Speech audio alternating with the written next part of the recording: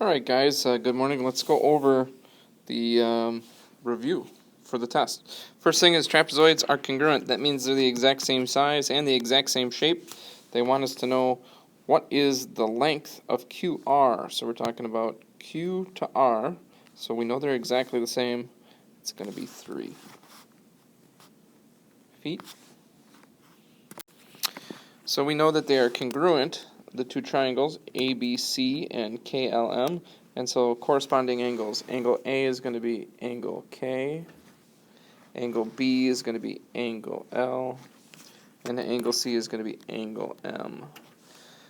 Corresponding side lengths are AB is going to be KL, and that's the line segment KL. BC is going to be LM, and AC is going to be KM. Number 5, tell whether the blue figure is a translation of the red figure. Translation means to slide. Is this a slide? No, this is a dilation. It got bigger, right? So this is not. Alright, so I'm going to plot these points. We got 1, 2, 1, 4, 4, 4, and 4, 2. Looks like we've got a rectangle. And now they're saying, draw the figure and its image after a translation of 3 units left, 2 units down. So we're going to go 3 units to the left and 2 units down. Now you can do this physically on the map, right? Let's say you take a point. Let's take this point here. 1, 2, 3, 1, 2. Puts us right there. Take this point. 1, 2, 3, down 2. It's going to be shared with that first one.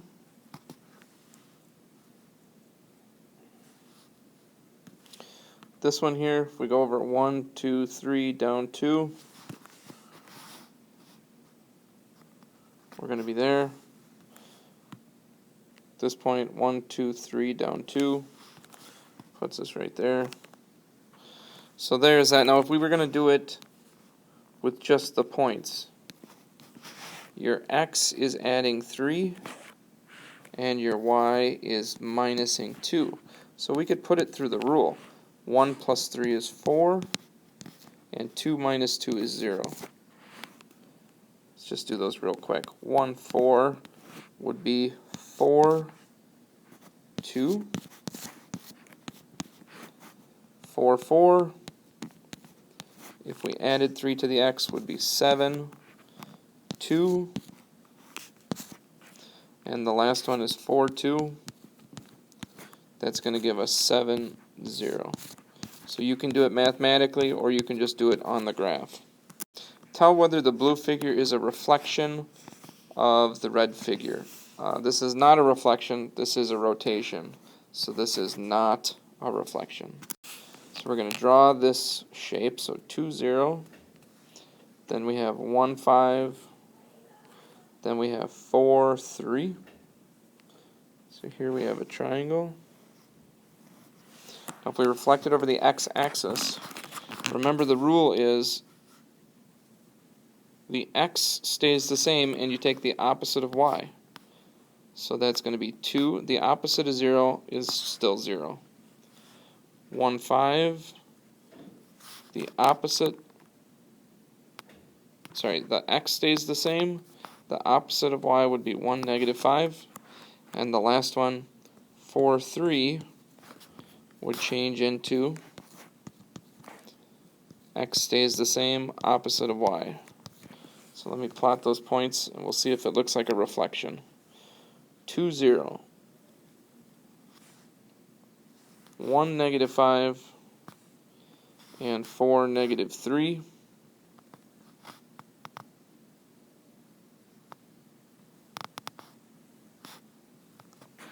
Looks like a reflection to me over the x-axis. Alright, let's do the next one. Alright, so here I have just rewritten the locations. Now what we're going to do is we're going to reflect it over the x-axis. So remember, when you reflect something over the x-axis, the x value is going to stay the same, and you're going to take the opposite of the y value. So On the first one, I would have -1, -1, -1, -3, -5, -3, -5, -1. And that should get us reflected across the x-axis. The second thing is we're going to move it 3 units to the right. So that means if you think about it, your x-axis, you're going to go to the right. That's positive, so we're going to add 3 to our x value. So -1 plus 3 is going to be +2. The y value stays the same. -1 plus 3 is +2. -5 plus 3 is -2. -3. And -5 plus 3 is -2. -1. And those should be our answers.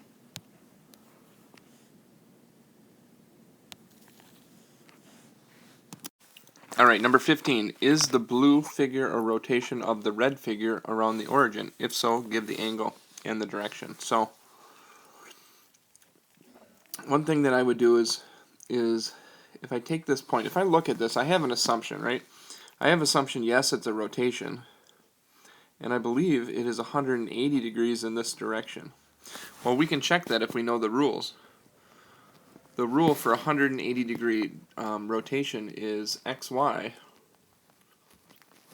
becomes -x, -y. So if this is truly rotated 180 degrees around the origin, this point should end up at -1, -1, which is right there. So yes, this is a 180 degree rotation. Vertices are at -4, +2. Then we got -2, +2. Then we got -3, +4. So an isosceles triangle looks like that. Draw the figure after its rotation 270 degrees. So let me pause the video and I'll write these out. So for 270 clockwise, I'll write the rule here. XY becomes, you flip them, that would be YX, and you take the opposite of the first. So -4, 2 would be 2, -4. Opposite of the first would be -2, -4. -2, 2 flipped would be 2, -2. Opposite of the first would be -2, -2. -3, 4 would be 4, -3. Opposite of the first would be -4, -3. Alright, now let's graph this. So I got -2, -4. I've got -2, -2. And I have -4, -3. And there's my 270 degree rotation. Let's see, we were supposed to do A prime. A prime is going to be -2, -4. B prime is -2, -2. And C prime is -4, -3. Here we have two shapes, and what we're going to do is do some comparison. And so let's start out with, I don't know, let's do 8 correlates to 28, and 12 corresponds to 42. And then all we would have to do is cross multiply and divide. Cross multiply and divide. So I'm going to do this longhand. 28 times 12 is going to be 1656.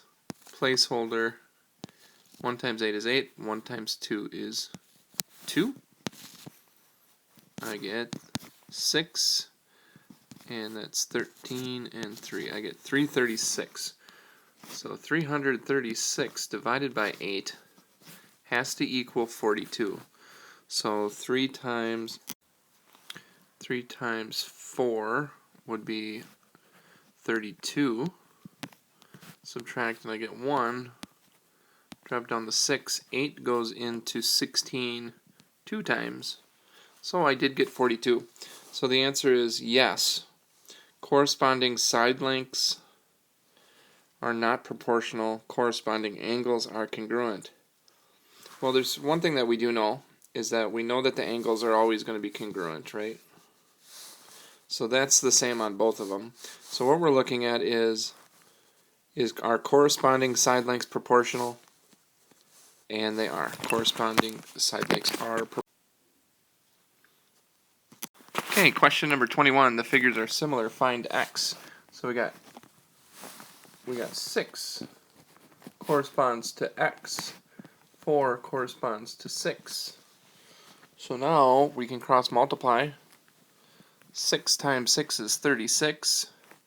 36 divided by 4 is 9. X is equal to 9 centimeters. Alright, problem 23, it says these two shapes are similar. Find the ratios of the perimeter and the area. So to do this, red to blue, red is going to go on top, so we would get 28 over 16. Okay, but then you need to simplify this. And so, let's see, I'm going to divide by 2 halves. That's going to give me 14 eighths. And I can divide by 2 again. That's going to give me 7 fourths. And because there's a prime number in there, I know I'm done. So the ratio of the perimeters is 7 fourths.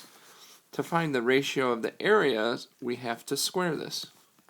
So this is going to be 49 sixteenths. 25. Tell whether the blue figure is a dilation of the red figure. The blue figure is not. This is not a dilation, because remember, dilation means to change the size, and there is no change of size, so it is not a dilation. So here is the first shape that I drew. It is a right triangle, scalene right, and now they want us to use a scale factor of 4. So -3, -2, we're multiplying both of them by 4. That's going to be -12, -8. And -3, 0 is going to be -12, 0. And 0, 0 is going to stay 0, 0. So let me change colors and we'll graph it. I've got -12, -8. I've got -12, 0. And I've got 0, 0. So there is the graph. Alright, the last one here, which is a spicy one. Let's go over it. It says the vertices are -6, 2, 6, 2, 6, -4, and -6, -4. Dilate the rectangle with respect to the origin using a scale factor of 3 halves. So we're going to multiply each part by 3 halves. So if I start with Q, I've got -6, 2. Okay. And I'm going to multiply both of these by 3 halves. So if I did -6 times 3 halves, I could cross cancel here, and that would be -3 times +3. That's going to be -9. And then +2 times 3 halves, I could cancel those. That would be 3 over 1, or just 3. 6, 2.